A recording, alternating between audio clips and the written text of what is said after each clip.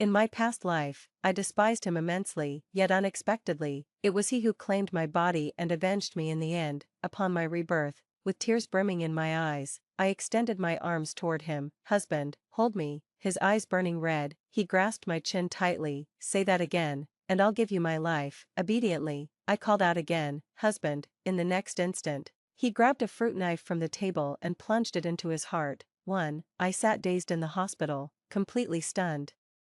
I could never have dreamed that on the first day of my rebirth, my golden thigh would stab himself and end up in the emergency room. The rapid tapping of high heels echoed down the hallway. Before I could even look up, a harsh slap landed on my face. The crisp sound resonated unusually clearly through the empty corridor. The sudden slap turned my head to the side, numbing half of my face instantly. Ching ching. If anything happens to Lian this time, you'll join him in death. I opened my mouth. The movement pulling at my cheek, causing me to gasp in pain. The woman before me glared fiercely, her high heels clicking as she stood firm in front of the emergency room, touching my swollen cheek. I thought of the emaciated figure from my past life tormented by illness and slightly curled my lips. Such strength indicated she was still in good health. Late at night, the red light outside the emergency room finally went off, and the doctor, supported by others, walked out. The surgery was successful. The knife merely grazed the heart without piercing it. He should wake by tomorrow morning if all goes well tonight. The pale-faced man, eyes tightly shut, was wheeled past me to the intensive care unit. Finally having a moment, Mrs. Fu glanced at me and remarked, "Don't you hurry home and change out of those clothes. They're bad luck." I was still in my home sleepwear, and after several hours, the blood that had splashed on it had dried, leaving dark red stains. As the night grew colder, I shivered and said, "I'll just find something to wear in a bit." "Mom, you should go home to rest. I'll stay here tonight." Mrs. Fu seemed surprised when I called her mom, raising an eyebrow. "Really, it rolls off your tongue quite easily, letting you stay here tonight. Can Lian even see tomorrow's sun?" Considering my past foolish actions, I indeed had no credibility with Mrs. Fu. Following her suggestion, I changed my clothes and hurried back to the hospital. Mrs. Fu said little upon my return. Lying down on the bed provided for family members, I climbed onto another bed, resting my head against the headboard and closing my eyes. My dreams were chaotic, a closed door one moment, a raging fire the next, ending with the image of the man covered in blood, his eyes serene yet wild. Startled awake, I took a deep breath to calm my racing heart. After a few breaths, I gently got off the bed and sat on a chair outside the intensive care unit, staring blankly, too. As the first rays of sunlight filtered through the glass, Fu Lian was moved from the intensive care unit to a regular ward. I washed my face in the restroom, and by the time I returned, Fu Lian was awake, listening to Mrs. Fu prattle on about something. Hearing my approach, his obsidian-like eyes turned to meet mine, filled with an indecipherable emotion. "Ian," I said, quickly walking over to sit by the bed, in front of Mrs. Fu. "I find it really hard to call you husband." Fu Larian's eyes were fixed on me, and he hummed lightly in response. Afterwards, an eerie silence fell over the hospital room. "Mom," he began, his voice hoarse, "you should go back first." His mother glared at him reproachfully and stormed out with the words, "Just wait for her to be the death of you." Once she left, it was just Fu Larian and me. Lost for words, I fiddled with my sleeve and noticed his lips were chapped. I tried to start a conversation. "Husband, are you thirsty? Would you like some water?" I stood up, poured a cup of warm water, and took a cotton swab, carefully dabbing his lips with the water. As I applied the water, I rambled, "The doctor said you can't drink water yet. Just bear with it a little longer. When you can, I'll help you drink." Fu Larian's gaze stayed on my lips, suddenly asking, "Why did you call emergency services?" He suddenly opened his mouth, almost causing the cotton swab to poke him, startling me. "What?" His tone was mild.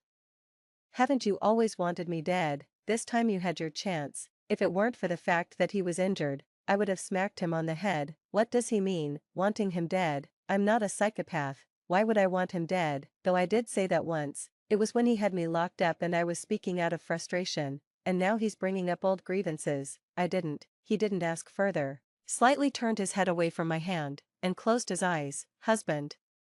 I put down the cotton swab and glass, sat beside the bed. "I know I've been too much in the past, but I swear I won't be anymore. If I ever treat you like that again, may lightning strike me dead." Before I could finish, a large hand covered my mouth, stopping my words. His movement seemed to strain his wound, his eyebrows furrowing slightly. "I've told you, my life is yours to command." I pulled his hand away, earnestly saying, "I really won't do it again." 3. During the night, I stayed by Fu Larian's bedside. As the anesthesia wore off, the pain from his wounds covered his forehead with dense sweat. I prepared a basin of water and gently wiped the sweat from his forehead with a damp towel, smoothing his furrowed brows as he slept. I stood up to dispose of the water when suddenly my hand was grasped. Ching ching. Fu Larian clutched my hand tightly, his voice full of pain. I sat back down, gripping his hand in return. His palm was broad and rough, completely enveloping mine, holding on so tightly that my fingertips turned white. Loving me must be painful, huh? I chuckled self-deprecatingly, utterly foolish, unable to see people clearly, always causing trouble. I wonder what he really likes about me. Do I like him? Maybe I do. After all, there's no one else in this world who would lay down their life for me. But, love, it's hard to call it love. I'll treat him well, maybe even willing to give my life for him, but I know it's not love, it's just compensation. I pressed his hand against my face, looking at his features in the play of light and shadow, and whispered softly, "Ian, I will try my best to love you," he said, his eyelashes quivering slightly in the night. It must be said, Fu Lian's recovery ability was remarkably strong. Despite a stab wound that was nearly fatal, he was mostly healed in just half a month. Those 2 weeks passed peacefully. I brought a few sets of clothes from home and stayed at the hospital to take care of Fu Lian. Although I say take care, I wasn't much help really. It was a private hospital, and the doctors and nurses did everything that needed to be done. All I could do was bring water, deliver meals, and keep him company. Fu's mother came to visit a few times, but each time, her cold-faced son sent her away. I figured if this kept up, I might be able to get out for a bit of fresh air soon. Back at home, I sat on the sofa and let out a long sigh of relief. Although the hospital beds were soft, nothing beat the comfort of home. Buzz, buzz, the phone on the table vibrated twice, and Fu Lian and I both looked over. I felt him tense up momentarily, so I leaned over to kiss his chin and, right in front of him, unlocked the phone. The glaring message on the screen nearly gave me a heart attack. "Lin Lin, ching ching. It's been so long since we last met. I miss you. Let's meet." The breathing of the person next to me hitched, followed by his chest heaving twice. Shoot, I forgot to block him. I quickly and decisively dragged the contact into the blacklist, flipped the phone over, and turned to kiss him. Fu Lian slightly turned his head, and the kiss meant for his lips landed on his cheek instead. "Why not agree to it?" he asked, his tone light but his fists clenched tightly at his side. Clearly, he didn't want me to go, yet he acted as if it didn't matter to him. If I really went, I probably wouldn't be able to leave the bedroom for a month. How awkward, I sighed, prying open his clenched hand. Fresh pinch marks were clearly visible on his open palm. Seeing the deep imprints, I felt irrationally angry. "Why are you pinching yourself?" I poked at his palm. His hand closed, enveloping mine completely. He looked down, his eyes hiding his emotions, and murmured, "It won't happen again. People say man proposes, God disposes." And it turned out I hadn't expected Lin Lin to actually dare to show up at my doorstep. After having breakfast with Fu Lian, I went out to water the flowers in the yard. Just as I was about to head back inside, I heard an annoying voice. "Ching ching, why did you block me? Are you angry that I haven't contacted you for so many days?" I walked forward without turning back, letting his words pass by me like wind. "Ching ching, are you being threatened by Fu Lian? Come out, I'll take you away from him." Yelling in front of Fu Lian's house, was he asking for trouble? If he wanted to die, he shouldn't drag me into it. I turned around emotionlessly and looked at him. "Sir, if it's not too much trouble, could you please leave my doorstep? My husband and I are very happy together, so you don't need to worry." Ching ching. Tired of listening to him, I quickly stepped inside. As I opened the door, I froze. The floor inside was covered with broken ceramics, and Fu Lian stood in the center, his hands bloody, his eyes bloodshot. The butler, Uncle Li, immediately came to my side as I entered. "Madam, call the doctor." I dropped the command and stepped over the broken ceramics towards Fu Lian. The man who had been raging just moments ago rushed over as my foot almost touched a shard and scooped me up, leaving a trail of blood behind him. Half an hour later, Fu Lian leaned on the sofa, his eyes half closed as the doctor treated the wounds on his feet. The doctor carefully extracted tiny porcelain shards from the flesh using tweezers, each piece pulling down droplets of blood that fell to the floor. The person on the sofa wore a blank expression, not even moving an eyebrow. As if the bloodied feet weren't his. After treating the foot injuries, the doctor turned to clean the less severe wounds on the hands. After a while, the doctor stood up and advised, "Be careful with your hands and feet in the next few days, try not to exert any force." Uncle Lee led the doctor out, leaving only Fu Larian and me alone in the vast living room. The man looked up at me, a hint of red in the corner of his eyes. His voice hoarse. "Ching Ching, stay away from him," I sighed, sat beside him, and poked his unharmed forearm, feeling a bit gloomy. "Fu Larian, do you trust me?" Fu Larian seemed not to hear what I was saying, just staring intently at me as if I might vanish into thin air, stubbornly repeating his words. "Ching Ching, stay away from him, he will harm you." I leaned my forehead against his, gently rubbing it, and promised, "I won't meet him again." "Okay, I won't meet him again, but I will still seek the vengeance I am owed. Whatever debts he owes me from past and present lives, I intend to recover them, with interest." It was strange that Fu Larian, despite his anger that day, didn't confine me or anything. With old wounds unhealed and new ones added, his complexion was much worse. The housekeeper felt sorry for him and made nourishing soups every day, but while he didn't improve much, I ended up getting plumper. After overeating soup and hardly touching dinner, I woke up in the middle of the night starving. After tossing and turning in bed, I finally got up to find something to eat in the kitchen. Opening my door, I faintly heard voices. Tiptoeing to Fu Larian's door, I saw it was slightly ajar, and voices filtered through the gap. Great. Checking my phone, it was 1 in the morning, and here he was staying up late despite being ill. I waited outside his door, ready to confront him once he finished his call. Half an hour later, groggy and sleepy, the room finally fell silent. I slapped my face to wake up, stood, and burst through the door. The room was dark, lit only by moonlight streaming through the uncurtained window, casting a faint glow. The figure stood by the window, bathed in soft moonlight, his silhouette hazy. Such a beautiful scene it was, but how could you, with feet full of wounds, stand on the ground? My anger surged instantly. With a snap, I turned on the light, flooding the room with brightness. Then, I got even angrier.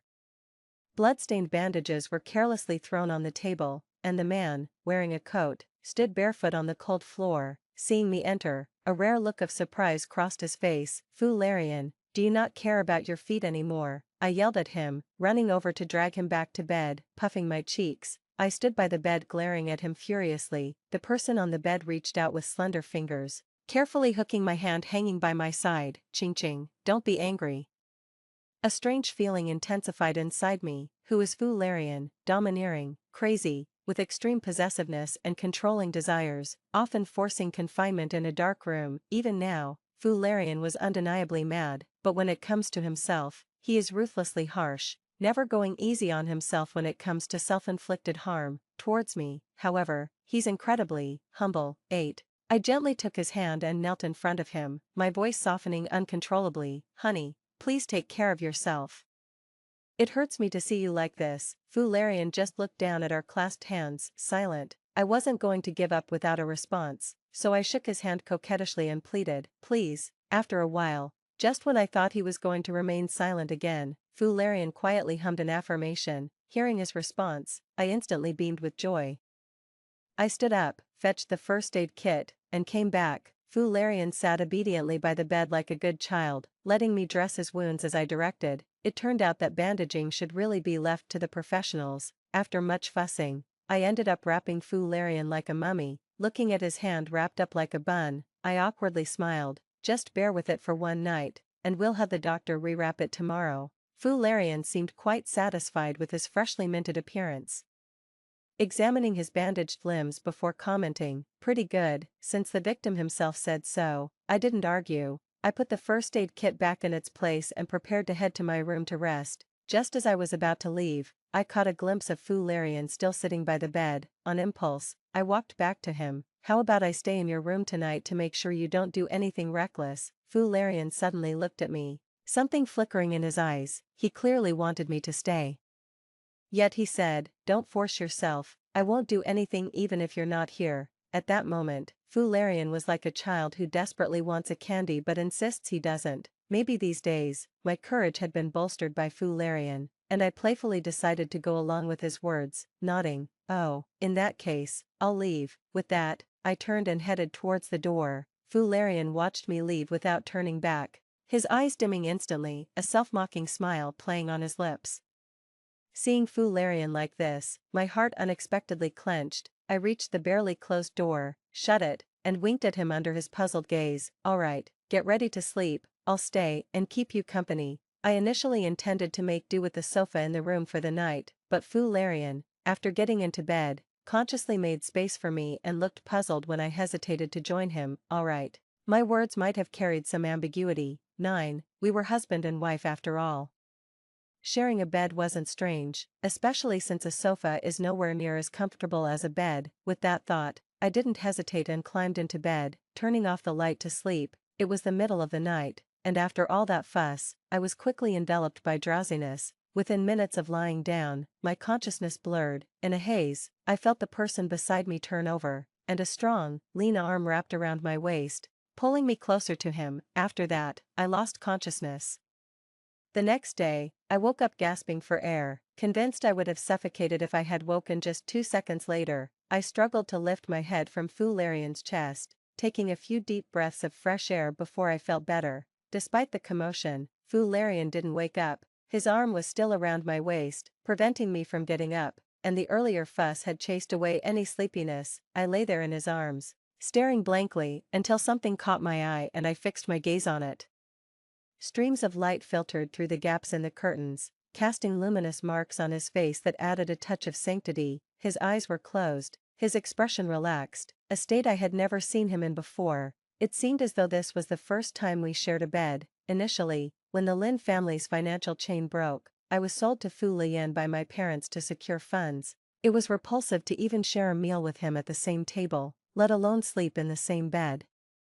I withdrew my hand and poked Fu Lian's cheek. Surprisingly, it felt good, so I couldn't resist poking him a couple more times. His long eyelashes fluttered like butterfly wings, prompting me to stop immediately. Even my breathing lightened. Seeing he didn't wake, I reached out again, this time toying with his eyelashes. As I fiddled, I marveled at how long his eyelashes were. Eventually, the person beside me woke up. His eyes still slightly foggy as he rubbed his forehead against mine before burying his face into my neck. When he looked up again, his gaze had cleared. After breakfast, I had the doctor come over to redress Fu Lian's wounds. This time, I squatted nearby and watched carefully, trying to learn the doctor's technique. While watching, I blurted out, "Should I buy you a wheelchair so you don't have to walk?" Fu Lian, lifting his foot for the doctor to wrap, dismissed my suggestion without even looking up. Given his condition, going to the office was out of the question, but such a large company couldn't just be neglected every day. After the doctor left, Fu Lian went to the study to handle work. Halfway through, I went up to bring him water and saw his hand holding the pen slightly bleeding through the bandage. My mouth worked faster than my brain, blurting out, "Should I help you review the documents?" It was only after speaking that I realized the documents might contain confidential company secrets, not meant for casual viewing. I quickly added, "Your hand." Before I could explain, Fu Lian neatly put down his pen and leaned back in his chair. Alright, then, things turned into me sitting in the office chair reviewing documents while Fu Lian sat beside watching me. I majored in jewelry design with a minor in business during college. Honestly, I wasn't interested in jewelry design. I had initially chosen to study business for my college application, but my parents altered my choice without my consent, claiming, "Why study business? Jewelry design is so much better. Look at other daughters, all studying design." At that time, I couldn't resist, and the only option was to minor in business at university. Even with some business education, I had never really practiced it, so handling documents was still somewhat uncertain. With each document processed, I had to consult Fu Lian's opinion. Though I was the one processing, it was still his intellect at work, though he seemed to enjoy it, even smiling. Gradually, I got the hang of it, no longer needing to consult him for every document, only for those of significant importance. Time quietly passed, and as I laid down the last document, I took a deep breath. "Just need your signature on these." Fu Lian handed me a glass of water. "You can sign them." I took a sip and replied, "Hey, I know this much. I don't have the authority, my signature won't count." "You do, you gave me shares." Fu Lian's casual remark made me jump up from the office chair. The instigator, Fu Lian, calmly reached for the cup I had placed on the desk and took a sip, his gaze seeming to ask, "What's wrong with that?" "It's very wrong." "Okay." I frantically went back and forth with Fu Lian, employing both soft and hard tactics. Through a combination of coercion and enticement, they managed to pry the whole story from him.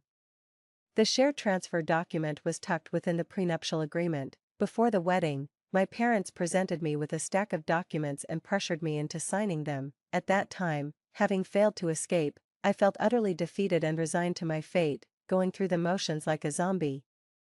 Doing whatever they asked of me, I didn't even bother to look through the documents they wanted me to sign, I just signed my name directly. As for my parents, they were eager to be rid of me and didn't care that I was signing what was essentially a contract of servitude. So, did these shares just inadvertently end up in my pocket? I was speechless and choked up. Did you take a course in how to be a dominant CEO or something? Clearly, Fuel Yen had no idea what how to be a dominant CEO was. Seeing his puzzled expression, I took the time to explain it to him properly. After my explanation, Fuel Yen seemed even more confused. This is supposed to be marital shared property. Alright, I give up. This person is so naive. It's hard to believe he grew up in the wealthy elite, in this circle, which marriage isn't bound by a myriad of prenuptial agreements, with each party reluctant to give even a penny more than necessary. Marital shared property, that doesn't exist here. Since the shares have already been given to me, I'm not going to make a fuss about giving them back. Let's just say they're temporarily staying with me until he needs them back. I glanced at the time, quickly signed the documents, and pulled Fuel Yen downstairs for lunch. 12. After eating and feeling full, I wasn't in the mood for a nap just yet, so I settled on the living room sofa and browsed my phone for a while. Fuel Yen sat beside me, reading a book. The time spent lounging always made me feel content. I kicked off my slippers and curled up on the sofa, scrolling through short videos, and eventually, I leaned against Fuel Yan's shoulder. Fuel Yan just felt a weight on his shoulder, as the person beside him leaned back naturally, using him as a support. I didn't know what he was scrolling through, but his pale, delicate feet tapped rhythmically on the sofa. Fuel Yan silently curled the corners of his mouth, suppressing the urge to pull me into his arms, and adjusted his sitting position to make me more comfortable. Take it slow, he told himself, don't scare her off. One day, she will willingly let him embrace her, never to part again. Suddenly, the weight on his shoulder lightened as I sat up straight, my expression serious as I stared at my phone screen. Genius designer, first interview with the creator of the Pluto necklace. The glaring red text and exaggerated statements instantly caught the eye, with a typical marketing voiceover emphasizing it again through the Bluetooth headphones. Watching the familiar yet unfamiliar necklace displayed in the video loop and the frequently mentioned designer's name, a cold smile formed on my lips. Lin Cha, you're back too. 13. The Pluto was a necklace I had designed in my previous life, back then, confined by Fuel Yen at Mingshui residence. Only a handful of people had seen the design, including the siblings Lin Lin and Lin Cha. From the start, I knew Lin Lin's intentions were not pure, but he was the only one who could help me escape from Fuel Yen at that time, so I played along, pretending to be deeply in love with him, even deceiving Fuel Yen, and Lin Cha was always by his side, his so-called little sister. I had only intended to use him to escape. So I turned a blind eye to the overly affectionate behavior of this brother and sister duo in front of me. Although they weren't always the sharpest tools in the shed, they indeed did their best to help me escape from Mingshui residence. That night, I took only the half-completed design and resolutely followed them from one abyss into another. To avoid Fuel Yan's pursuit, we started moving from one remote area to another, hiding wherever it was secluded. With our limited skills, we managed to stay hidden for over half a month. Initially, Lin Lin and Lin Cha pretended to be nice to me, but their true colors showed as time went by. In the small mountain village, there was only one bedroom in the dilapidated house, which naturally they occupied, leaving me to sleep on a straw mat in the so-called living room. During the night, the noise from the bedroom would often keep me awake. While dealing with them, I secretly planned for the future. Everything went as I expected. But I underestimated the extent of human malice. On the last day of our half-month escape, Lin Lin produced a document and tricked me into signing it. It was a simple property transfer agreement. I signed it without blinking, as I didn't know about the wealth Fu Larian had left me. I thought I was penniless. Why should someone who's barefoot fear losing their shoes? I thought they'd abandon me once they achieved their goal, and then I could find a deserted corner to live my own life. Unexpectedly, that night, they unusually gave up the bedroom to me. That night, a huge fire broke out, the room was locked, and my memories from my previous life ended there. after I died, my mind only retained fragmented and vague memories. While I was lost in thought, a pair of strong hands suddenly wrapped around my shoulders from behind, pulling me back so forcefully that I fell into Fu Larian's arms. I immediately sensed that something was off with Fu Larian's mood. His grip on my shoulders was so tight it almost suffocated me. The body behind me was hot and tensed, trembling imperceptibly. At that moment, I didn't care about Lin Cha or Pluto anymore. I threw my phone aside, and with my freed hands, I touched his trembling hands gently. "Honey, what's wrong?" As I spoke, I stroked his hands softly, calming him like one would soothe an agitated cat. There was a long silence behind me. Only his heavy breathing could be heard. I reached for his forearm, patting it gently. After a while, the hands around my shoulders withdrew, and suddenly my chin was lifted. Fu Larian kissed me aggressively, without any finesse, as if he was trying to vent something yet desperately holding back. After the kiss, we both gasped for air. When I recovered from the breathlessness and looked up again, he was already gone. That evening, Fu Larian didn't return to Mingshui residence. He only sent a message telling me to rest early.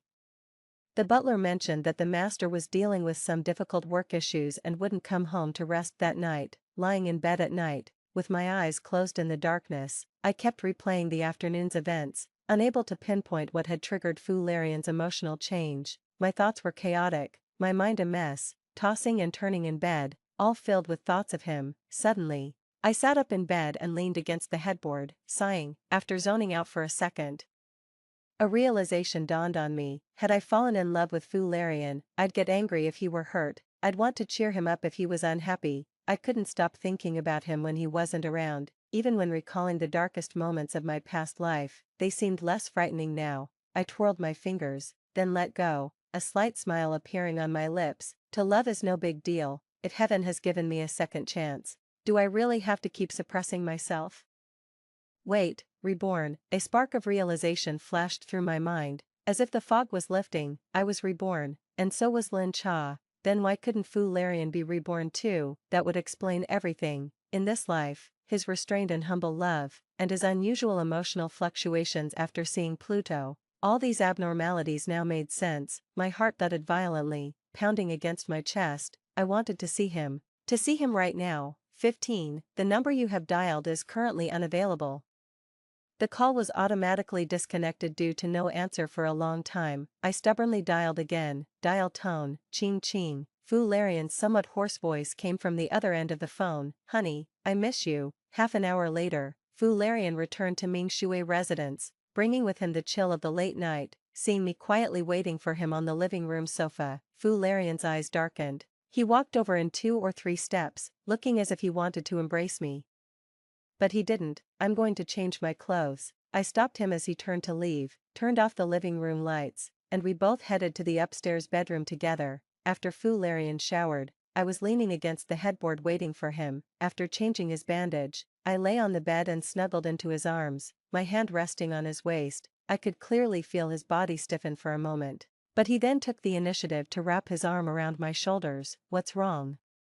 His large hand stroked my head, comforting me like a child who had been bullied. Clearly, my unusual behavior made him think I had been wronged. I tightened my grip around his waist and buried my face in his chest. "Honey, I won't follow Lin Lin and Lin Cha anymore." Fu Larian's breathing paused for a few seconds, then he lifted me from his embrace, his eyes red, his voice trembling. "What did you say?" I leaned in to kiss the red corner of his eye, and looked into his eyes firmly. "Honey, I won't make the mistakes of my last life. This life, I will love you properly." After a passionate encounter, I lay in Fu Larian's arms, too tired to even keep my eyes open, yet I managed to keep them open long enough to admonish him. "You must not do anything illegal. I will reclaim what Lin Lin and Lin Cha owe me." "Okay." I leaned in and muttered, "Of course, you'll have to help me if I can't handle it." He chuckled softly and continued to respond, "Okay." Satisfied with his answer, I fell into a deep sleep. 16. The next morning at breakfast,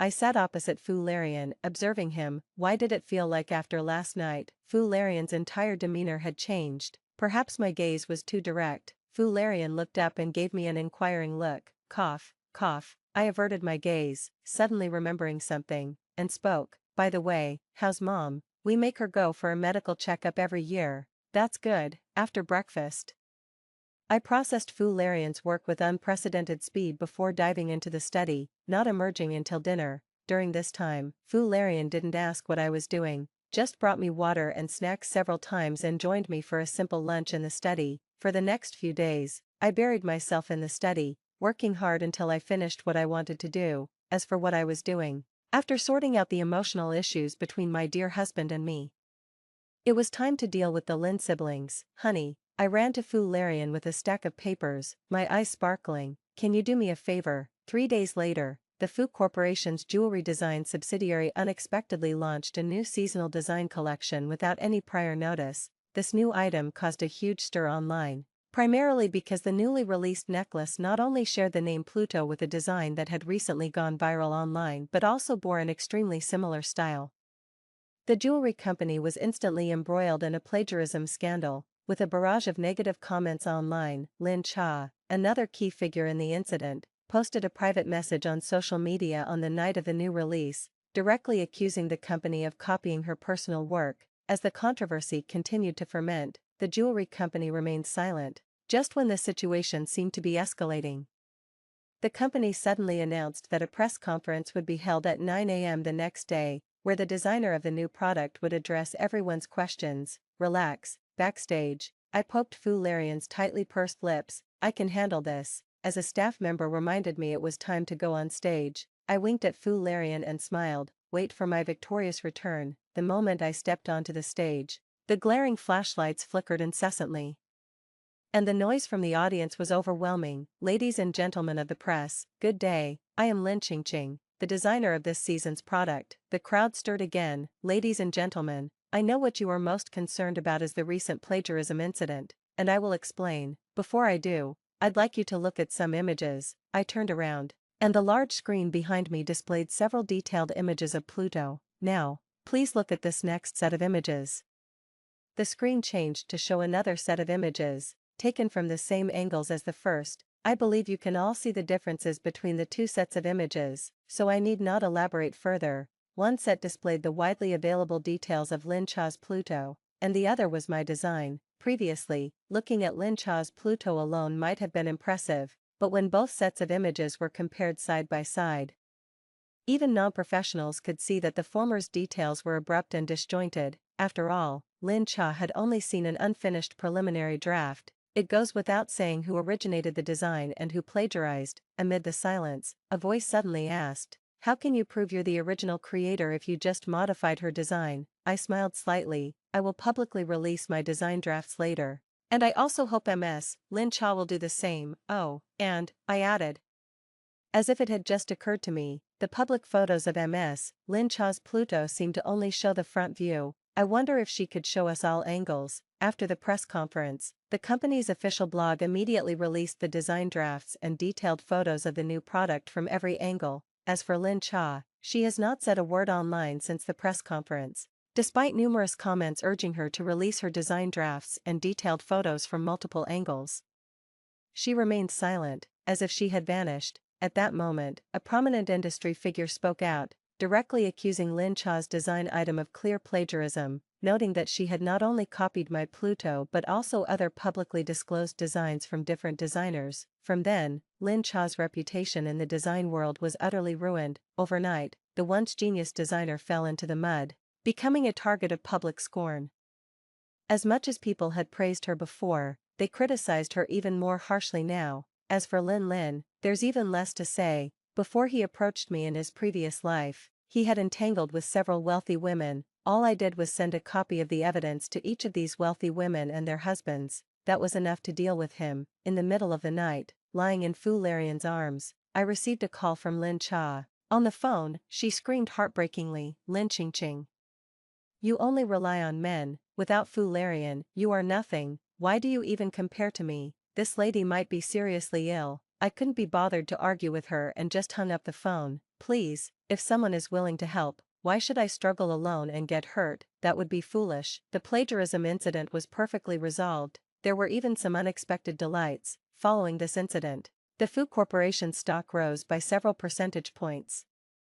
I even gained a small group of fans, many of whom were willing to pay a high price for me to design jewelry for them. After completing another order, I grabbed my bank card and excitedly ran over to Fu Lian, slapping the card against his chest with authority. I'm officially a little rich lady now. I'll take care of your living expenses from now on. Alright. Fu Lian picked up the card from his chest, holding my hand with a smile.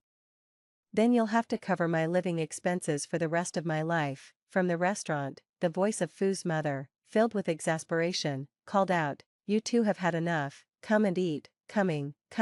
I gripped Fu Lian's hand back, pulling him up, and ran towards where Fu's mother was. Story 2, on the day I married Shinbai, his first love committed suicide by jumping off a building. On our wedding night, my husband held the body of that woman and wept until his voice was hoarse. He said, "Ying, if it weren't for your relentless pressure, how could she have died?" Afterward, on every anniversary of our marriage, he would dress in a black suit and visit her grave. "He killed my cat and forced me to have an abortion," he said. "Furong is dead. How can you smile so happily? You must live the rest of your life in repentance." When I opened my eyes again, I was back in my college days, before Furong had died, and before I had married him. There was still time. This time I would let him and Furong be together, inseparably locked forever. In May, the air, no longer mild with spring, carried a hint of scorching heat. The sun shone brilliantly. I watched Shinbai running around the basketball court, sweating profusely. It was only after the game ended that I realized I had been reborn, back in my college days. Next would be the classic scene where Furong brings Shinbai water, but this time, I smashed her water bottle. My thoughts echoed slowly in my mind.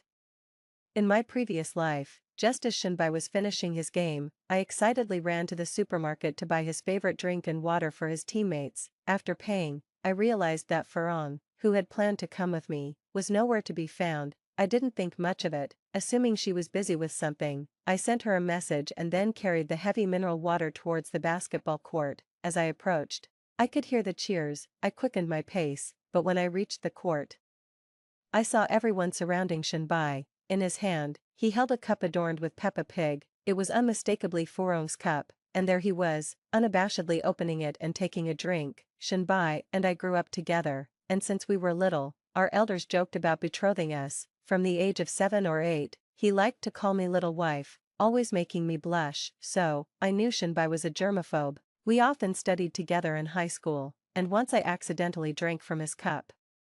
Although he didn't say anything, his normally calm brow was deeply furrowed. Later, I saw the cup I drank from discarded in the trash. Since then, I knew he had a strong aversion to germs, just like his mother. Seeing Shinbai drink from Furong's cup made me realize they had been hiding a deeper connection from me. Had they exchanged bodily fluids? Was that why he no longer physically recoiled from her? In an instant, I felt nauseated. Meanwhile, I also remembered, I'm not sure when it started, but Shinbai always includes a mango-flavored milk tea whenever he buys some for me. I'm allergic to mangoes, and Mu Furong likes mango flavor. Whenever he gives me a gift, Mu Furong inevitably receives the same. In a past life, I raised the issue, but he just smiled and said, "Ying, she's your best friend and she's not well treated at home. If we don't treat her well, who will?" It seemed reasonable. In my past life, my thinking was simple, never questioning deeper motives. Even before this basketball game, it never crossed my mind that Shinbai might like Mu Furong. After all, he had promised me early on that he would marry no one but me. 2. In kindergarten, he always saved his share of candies for me. In elementary school, if other kids pulled my hair, he would pull me behind him and fight them, 1 against 5, covered in bruises. He would say that he was a man and it was his duty to protect me. During our middle school years, amidst the throes of young love, while other students avoided relationships, fearing a bad reputation for puppy love, he would buy me soda, catch cicadas for me, and pick flowers. He once told me privately, "Ying, we are meant to be together, so it's okay for us to be closer than others at this time." I laughed, feeling a bashful flutter in my heart, my smile sweet and tender. In high school, amidst the rigors of academia, we became the brightest spots in each other's lives. To be with him, I gave up my strengths and chose science, pushing myself to the limit with endless studying. My efforts paid off, and we ended up at the same university. From then on, we were inseparable, the envy of others. So, in a past life, when I discovered his secret dealings with Mu Furong, I couldn't hold back. I rushed forward and smashed Mu Furong's water cup to the ground. He froze for a moment, probably feeling that I had embarrassed him in front of everyone. He shoved me hard. By a twist of fate, I stumbled backwards, tripped over a rock and fell, sprawling ungainly on the ground. It was quite undignified. The surrounding students mocked me loudly. He acted as if he hadn't seen me fall. Bending down to pick up the pink water cup, I landed hard on the concrete, the pain bringing tears to my eyes. Struggling to get up, I noticed blood on my palm from scraping it on the ground. Beside me, Mufuron, seeing me rise, quickly started with a plaintive tone, "Ying, don't be mad. I just saw that big brother Shen was sweating a lot under the sun, and I was worried he might get dehydrated." Her voice trailed off as she looked down, twisting her fingers. Tears streaked down her pale face, truly a sight that evoked pity. As she spoke, she reached out to pull me in. I shrugged off her hand, and she hurriedly retreated to Shinbai's side. "Big brother Shen, it's all my fault. I shouldn't have offered you my water bottle. I saw you sweating a lot. I'm sorry." She continued to apologize. "Please don't be angry with Sister Ying. It's all my fault. I didn't think it through." Shinbai remained cold-faced, relentlessly insisting that I apologize to Mu Furong, accusing me of being unreasonable. He even questioned me. "What's wrong with taking a sip from someone else's water bottle? Do you want me to die of thirst?" "Ying, I really didn't know you were so petty. Furong is your friend, your best friend. Can't you be more accommodating? When we get married in the future, will you be intolerant even of a female mosquito near me?" His buddies laughed exaggeratedly at this. Someone even joked that my jealousy stemmed from my deep care for Shinbai. "Lucky you, brother Shin." Everyone was teasing and making a fuss. That day, I turned and walked away, crying all afternoon. Later, he came to coax me, his eyes reddening as he saw the injury on my hand. "Ying, I'm sorry. I had just come off the basketball court and was really thirsty. When I saw her offering the water, I couldn't help myself. I didn't realize how much it mattered to you. It's all my fault, but Furong is your best friend. You guys share a dorm room. I only see her as a little sister, nothing more. I was worried you might accidentally trigger her condition. I got a bit anxious and pushed you. Please don't be mad." That evening, he took me out for dinner and bought me gifts, looking at me with eyes as tender as one would look at a beloved dog. "Yes, Mu Furong has depression." She said she felt suffocated at home, that whatever she did was wrong. She comes from a family that greatly favors males over females, where her brother is treated like a king. And even her grandmother won't let her sit at the table to eat. She could only eat what her brother left behind. Mu Furong told us, "I really can't stand my brother. He spits in the food while eating, and I can only eat what he leaves behind. If I don't eat, I go hungry. I feel nauseous with every bite." At that time, everyone in our dorm felt sympathetic and comforted her, considering her depression. We all tended to give in to her. 3. "Hey, aren't you going to buy some water?" Mu Furong's voice brought me back to the present. In a past life, she used the excuse of me going to buy water to hurriedly bring water to Shinbai, blatantly challenging me. I glanced at the Peppa Pig water bottle she hugged in her arms and said with a smile, "Why buy water when you've already brought some?" It must have been my meaningful smile that, for a moment, left her somewhat flustered. I stood up and ran towards the school's convenience store. Perhaps Mufurong thought I was going to buy water. Yes, I did go to buy water, but I only bought one bottle. Twisting off the cap, I gulped down several mouthfuls. Under the blazing sun, I felt like I was turning into dried salted fish, and I didn't even like basketball. Well, apart from the earth, I'm not really into any other ball games. I took out my phone and called my mom. After exchanging a few pleasantries, I got to the main topic. "Mom, let me tell you a secret. Shinbai is dating someone now. Ha ha ha," I said cheerfully over the phone. On the other end, my mom was clearly taken aback. After a pause, she asked me, "Ying, what's going on? Aren't you and Shinbai in a relationship?" "Mom, how could you misunderstand?" I hurriedly explained. "Shinbai and I just grew up together. If you must blame someone, blame yourselves for always teasing us since we were kids, but really, all there is between him and me is that we grew up together. Perhaps a bit closer than others." "Mom, think about it. We grew up peeing and playing in the mud together. How could we possibly date?" I deliberately laughed lightheartedly and added, "Let me tell you, the aloof, handsome guy at our school is really good looking. I'll try my best to win him over." "Oh, but let's not talk about me. Let's talk about Shinbai." My mom was clearly confused, and after a long while, she finally said, "All right. Let's talk about Shinbai. What's going on with him? Is he really dating someone?" "Yes, he is even sharing a water cup with a girl, but that's not the point. The main thing is, he managed to get a girlfriend and didn't even treat us to a meal. Can you believe that? My mom, speaking earnestly, said, that's too much. Then, she asked about the aloof, handsome guy at school. I told her I was working on it. After chatting for over 10 minutes, just as I was about to hang up, my mom suddenly asked me, Ying, give me a straight answer. You and Shinbai, are you really not dating? Mom, it could be anyone but him, I said decisively. On the other end, my mom seemed to breathe a sigh of relief. I too exhaled deeply as I hung up the phone. In my previous life, I was naive and unaware of our family business matters, but in this life, I know it's a critical point. The Shin family is facing major financial issues and is seeking financing. If the financing fails, the Shin family will face the risk of bankruptcy. In my previous life, my family invested in theirs because Uncle Shin told my mom, your Ying's heart is entirely with my boy, and sooner or later, we will be one family. In this life, I made it clear to my mom that I do not love Shinbai. We will not get involved with the Shin family's business. Letting go of Shinbai feels really good. When you no longer love someone, that sense of relief and joy truly promotes mental and physical health. In my previous life, I suffered from depression under Shinbai's emotional abuse, eventually succumbing to breast cancer.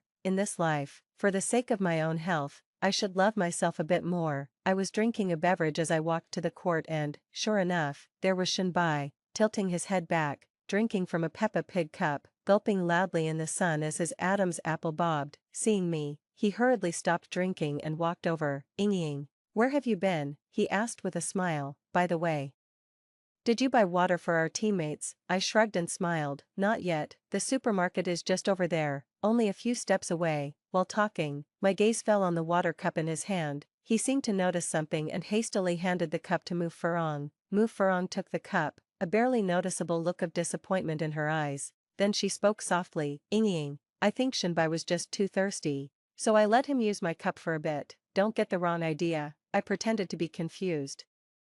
What wrong idea? Oh, I asked with a grin. Furong, you wouldn't happen to like Shinbai, do you? Mu Furong's face turned pale, and she fidgeted with the hem of her shirt. A flash of panic also crossed Shinbai's eyes. I covered my mouth, chuckling. What's this? College is a paradise for romance.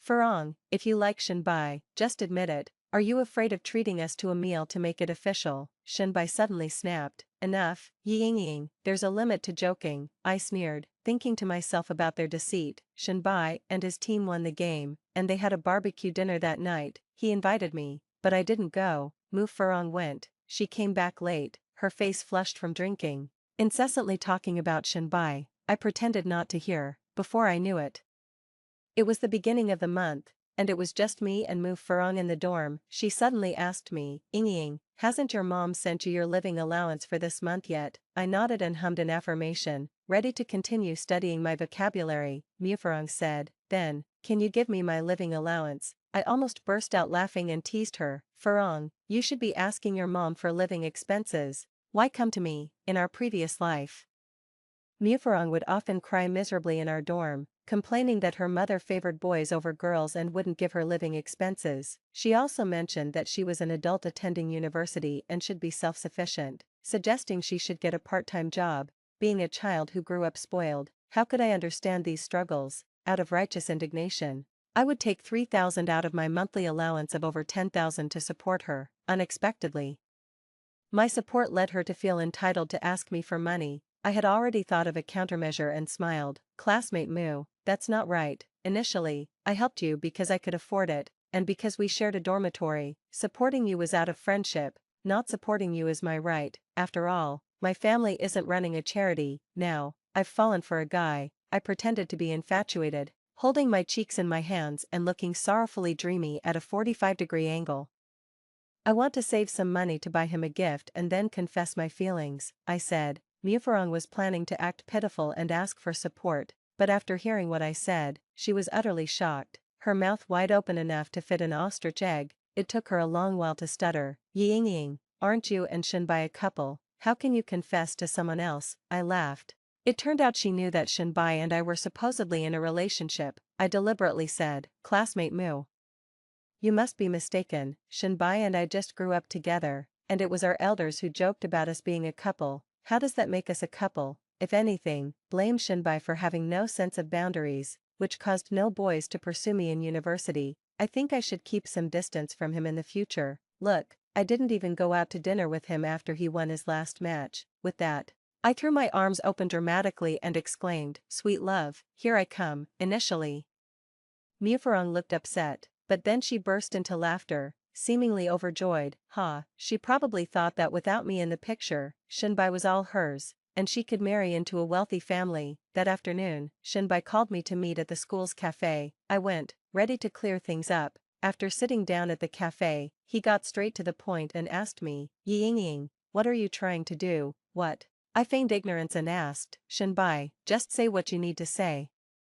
We've been together for so long, and now you suddenly go silent. You tell me you want to date a guy, that you like someone else." His voice rose sharply. This caused many in the cafe to look our way, gearing up to catch the latest gossip. With a calm smile, I responded, "Shinbai, when have we ever been in love? Just because our elders joked about it a few times, or because we've known each other since we were kids, you thought it was love?" He suddenly stood up, pointing at me, and said, "Ying, you're just a flirtatious woman. I've loved you wholeheartedly, pampered you, since we were kids. I picked flowers and caught cicadas for you, fought for you, helped you with your studies, and now that we're in college, you just plan to erase all that." He was extremely agitated, even shouting, "Classmates, won't you judge this for yourselves?" The cafe, being on campus, was quite crowded. I stood up and from my bag, I took out a few items and threw them on the table.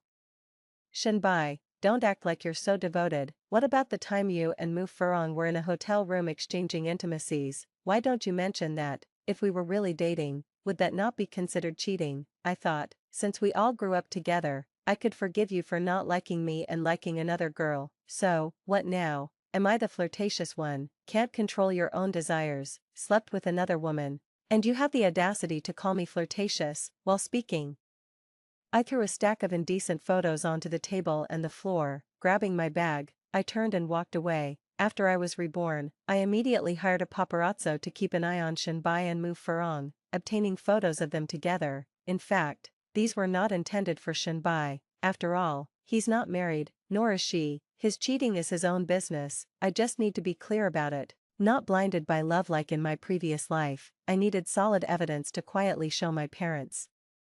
To let them know that there's no future between me and Shinbai. No matter what the Shin family says, they should not invest in them. This time, I definitely won't let Shinbai use the family company to bind me for life, nor will I allow him to qualify as the CEO of the group. By evening, the whole school was abuzz with the gossip about Shinbai from the finance department, playing two sides. Hey, did you guys hear? Yes, from your finance department, really good at scheming.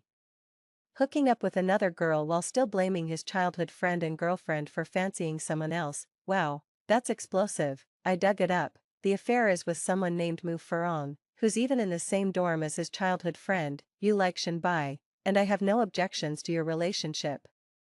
But that doesn't stop me from despising you deep down. I don't want to see you. Strawberry Roll quickly pulled me aside and said, "Ying, let's go. Don't mind her." Mufurong's eyes reddened. On the verge of tears, she loudly said, "You all just favor the rich and despise the poor. Seeing my family has no money, you all fawn over Ying." Iris glared at her fiercely and said aloud, "You're broke and still you manage to steal someone's boyfriend." With that, she turned and walked away. In fact, after the affair between Mufurong and Shinbai was exposed, they openly became a couple. It's unclear what set Mufurong off. She started to pick fights with Shinbai, demanding this and that. Always comparing herself to me, she scoffed at clothes worth a couple of hundred yuan for being downmarket, despised non-branded bags as being unsuitable to carry, and criticized jewelry bought from Taobao as trash. She wanted clothes worth thousands, bags worth tens of thousands, and jewelry made of gold, jade, and pearls. Shinbai had a decent amount of pocket money, but he often needed it to entertain his friends lavishly, while it was fine for him to buy small gifts for Mufurong. Spending hundreds or occasionally over 1,000 yuan, buying luxury items like tens of thousands worth of bags or gold bracelets was beyond his reach. He began borrowing money from friends and making excuses to ask for more from his family. Initially, the Shin family was unaware of Shinbai and Mufurong's relationship. The Shin family's finances were in deep trouble, facing the risk of bankruptcy. Shin's father started raising funds everywhere. Naturally, in such situations, close friends and family are the first ones considered. The Shin family had approached my family early on, but my parents, being cautious about business matters, decided to wait and see. Later, after my mom told my dad about Shinbai and Mufaron's affair, my dad was very annoyed and instead invested in another project. I knew that project, from my past life experiences, it was a real cash cow, so I subtly hinted this to my mom. My parents, being astute, assessed and then invested in this project. After learning this, Shin's father came to our house, inevitably reproaching my parents, accusing them of forgetting past friendships and not helping him out. My dad just smiled ambiguously. Then, Shin's father couldn't help but complain about me. Olji, I know my family's finances are in trouble, facing the risk of bankruptcy, so you're reluctant to invest, but think about it, your Ying's heart is all for my son. The Yi and Shin families, sooner or later, will be one family. What's the use of holding on to your money? Listen to that. Is that something one should say? In other words, it's like saying, your daughter loves my son, and since you only have one daughter, all your assets will eventually belong to my son. Whether you give it sooner or later, you'll have to give it. Why hold on to it? To put it bluntly, it's nothing short of extortion. Upon hearing this, my mother couldn't hold back and scoffed coldly. Old Shen, since when has Ying ever liked your boy? They are just two kids who grew up together and went to school together. Don't you dare tarnish my Ying's reputation, and to top it off, your boy has already been dating someone in school. Oh, and I heard she's mentally ill. Shinbai sure has some peculiar taste. As she spoke, my mother threw a stack of photos she had received from me at Shin's parents. Instantly, the expressions on the faces of the elderly Shin couple changed. The Shin family's financing failed, their bank loan was due, and they were sued by the bank. Not only were the Shin family's assets frozen, but their real estate was about to be auctioned off by the court as well. Shinbai was unaware of all these events. Mu Furong, in her desire to marry Shinbai and now without me as an obstacle, was thus doubling her efforts, gently coaxing him with tender care. This greatly satisfied Shinbai's pride and machismo on a certain level. However, the good times didn't last. Just when Mu Furong thought that her relationship with Shinbai was set in stone, Shin's mother found the school and came straight to our dormitory. She slapped Mu Furong across the face upon seeing her. Then, Shin's mother grabbed Mu Furong's hair and started beating her brutally. I'll beat you to death, you shameless tramp, you little vixen. Shin's mother cursed and yelled. Mu Furong was beaten to tears, initially unaware that the fierce old woman was Shinbai's own mother. The situation escalated until the head of the student affairs office had to intervene. It got to the point where we had to call the police. Of course, I also called Shinbai to come over. Only then did Shin's mother stop, and both parties began to mediate. Since we were all from the same dormitory, we went along too. Shin's mother kept insisting that her son and I were the real couple, blaming Mu Furong for seducing her precious son like a siren. I couldn't help but scoff internally. Blaming Mu Furong? Why didn't she blame her son for not being able to keep his pants zipped? In a previous life, she used the same tactic to manipulate me, saying that Mu Furong was the one who truly loved her son and would die for him, and me, having won her son's heart, why didn't I cherish him? In that previous life, I was foolishly in love, thinking Shinbai was perfect. The mistake was mine, and Mu Furong's, not his. Brains are a good thing, but if you're blinded by love, you might as well not have one. The police asked me what happened. How would I know? So, I said, Shinbai and I grew up together, and when we were kids, our parents used to joke and tease us about each other. But now that we've grown up, he has fallen for Mu Furong, and I've fallen for someone else. We have nothing to do with each other. That's common knowledge around our school. Shinbai and Mu Furong were in a relationship that had progressed to physical intimacy. When I shared this with the police, they could only try to persuade Shinbai's mother. Unrelenting, Shin's mother caused a scene, demanding that Shinbai break up with Mu Furong and apologize to me. She also told me, Ying, Shinbai was just momentarily seduced by that wretched girl. Don't be upset. I smiled and assured her that I was not upset at all. Auntie, I'm actually happy that Shinbai has a girlfriend.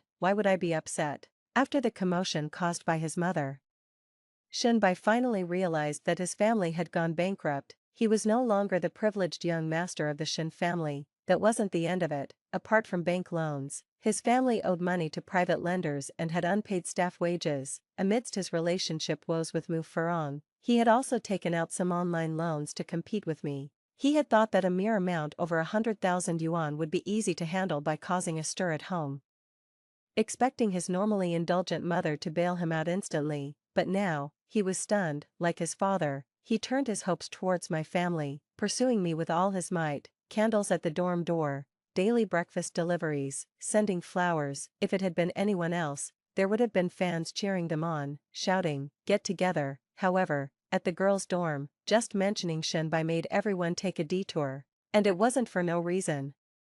His and Mu Furong's indecent photos had hung on the school's public wall for a long time. Just when that scandal had died down, his mother stormed into the school, causing such a scene in the female dormitory that she had to be reported to the police. This gave the school's gossip mongers plenty to talk about. At this point, I, the person involved, wasn't even sure how far the gossip had spread. In any case, I was known as the pitiful one who had been wronged. This morning, Shinbai came again, unable to tolerate it anymore. I threw the rose he handed me onto the ground and exclaimed, "Shinbai, can't you have some shame? You like Mu Furong, why can't you just be with her properly? Mu Furong is making a scene every day, claiming we bully and humiliate her, even threatening to commit suicide in a red dress and haunt us as a ghost. We're almost driven mad by her antics, and you're shameless. I have my dignity, and I want to pursue other guys. Your behavior is essentially harassment. You know, if you keep this up, I'm calling the police." Shinbai stared at me, his expression complex. I didn't bother with him further and hurried off to class with my roommates. These past few days,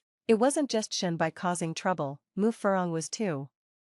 She said to me, "Ying, since you don't like Shinbai, why can't you let us be? We are truly in love. Please, don't compete with me for Shinbai. I really like him, I love him, I can't live without him." She even knelt at the dormitory entrance with a placard. She asked for my forgiveness. I explained to her several times that I really didn't like Shinbai anymore and had broken up with him. However, she went on to cause several scenes with Shinbai.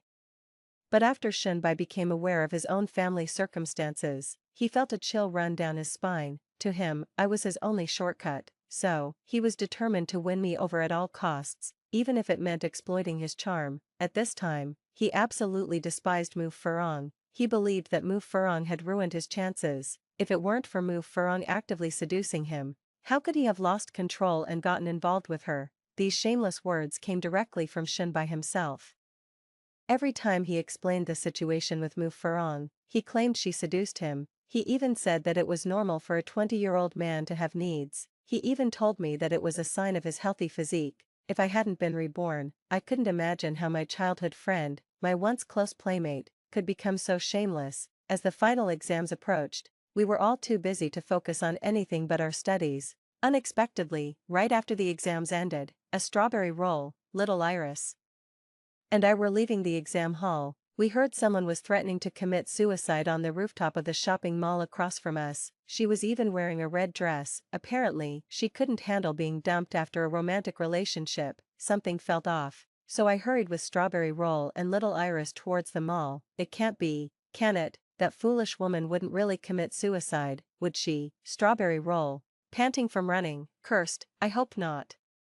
I don't want to deal with such bad luck. Unfortunately, we did end up facing this tragic event. In both her past and present life, Mu Furong couldn't escape the fate of suicide. She already suffered from mild depression, and after being dumped by Shinbai and scorned by everyone else, she became despondent. Shinbai also constantly provoked and insulted her. Eventually, just like in her past life, she resolutely chose to end her life by jumping off a building, but this time, the person who drove her to desperation was Shinbai, who had loved her deeply in their previous life. When we arrived, her body had already been taken away, and a distraught Shinbai was being questioned by the police. Since it was a suicide, Shinbai was quickly released. However, he fell seriously ill after being released, reportedly due to the shock. After all, seeing Mu Furong in her bright red wedding dress dead before him was understandably shocking, but after recovering from his illness, Shinbai began to talk nonsense. He claimed he was the CEO of Qingye Group, owning billions in assets and several luxury houses. He said he wanted to marry me. He staggered to my front door. Coincidentally, my mother, worried that Mu Furong's death might have shocked me, had just taken me on a trip and we were returning home. Seeing him in his disheveled, almost homeless appearance, she frowned deeply, Inging. I found you at last, you see. I was just down on my luck for a while. I will have money, truly, do you believe me? No, that's not right. At this point, he shook his head and said, marry me, Inging, this time I will truly cherish you and never let you down. I was really just deceived by Mu Furong. I called security and had him thrown out. Shinbai went mad. To pay for his medical treatments, Shinbai's parents worked everywhere and borrowed money. Life became even harder and more unbearable, of course. All these had nothing to do with me or my family anymore. A year later, at the business cocktail party of Chingye Group, I ran into Suyi, the aloof school heartthrob who I often jokingly mentioned to my mom, holding a glass of red wine. He smiled with a refined elegance. Miss Shi, I heard from your aunt that you've admired me for a long time, he said, as he confidently presented his business card QR code on his phone. I felt so awkward I could have dug a castle with my toes. Girls at school who admired him could line up all the way to the Atlantic. Couldn't I just make a casual remark, well then, can I admire you, and maybe we add each other as friends, he said cheerily. What happened to the aloof persona? As the party ended and I was heading to the door, Shinbai suddenly burst out, shouting at me, Inging, it's not like that, it's not like this, how can you fancy someone else? I know you love me, truly love me. As he spoke, reeking and looking like a vagrant, he reached out to embrace me. Because of his beggar-like appearance and the stench he carried, security dragged him away. I walked up to him and just looked at him, and after a long while, I finally said, Shinbai, this time, Ying, have absolutely nothing to do with you, neither does Chingye Group have anything to do with you. Life without you is truly too joyful. I can live happily every day, and as for you, Mu Furong died because of you, in past and present lifetimes alike. You should spend your life repenting in poverty. He stared at me with his mouth agape. Ignoring him, I turned and walked towards the bright future that awaited me.